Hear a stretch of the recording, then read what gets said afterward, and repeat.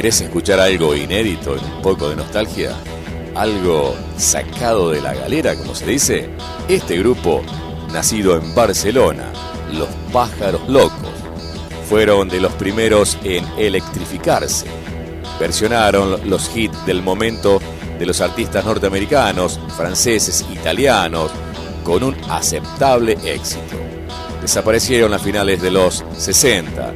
Su componente es Salvador Mayolas, guitarra, José Cañada, teclados, Antonio Mayolas, acordeón y vibráfono, Piero Carando, bajo, Lucho Guerrero, batería.